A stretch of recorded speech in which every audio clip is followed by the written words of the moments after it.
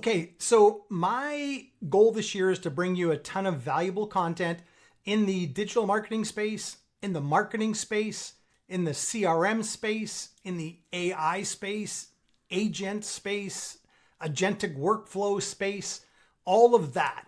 So today I just want to talk a little bit about a GPT, so chat.com, and then you can build a GPT and you can customize that GPT to your business by adding knowledge to it.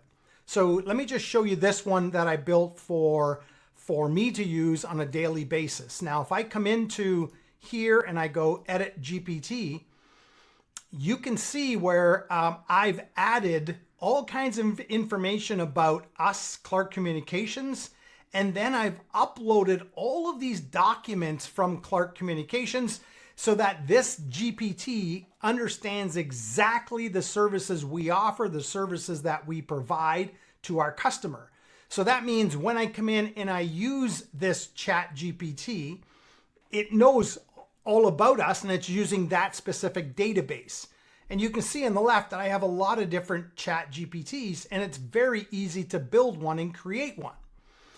But now this is on the web, okay? I'm gonna go to the program that I have installed on my computer, and I wanna show you now how you can use a GPT inside of a GPT so it becomes even more powerful. So let's say I grab the same GPT I was referring to, and I want this GPT now knows everything about our company, and I wanna start talking about another local service. So right now I can start talking here to this chat and it'll give me the information. But if I want to pull in any other one of these chat GPTs that are specific knowledge bases, all I have to do is add the symbol the at symbol, and you can see some of them from the left-hand side show up here. But let's say if I'm looking for local service, I could just type in local and there it is. And now you can see I'm now using the local service GPT, which is educated on local services, and I can start to ask it whatever I want that was part of the original conversation. And then once I'm done with the local service, I can click the X and you can see I'm back to the original one.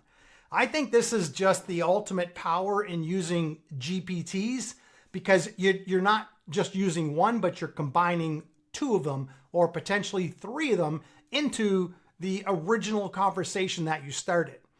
Now, what I did notice was I couldn't invoke the at symbol on web, only on the downloaded chat to my MacBook.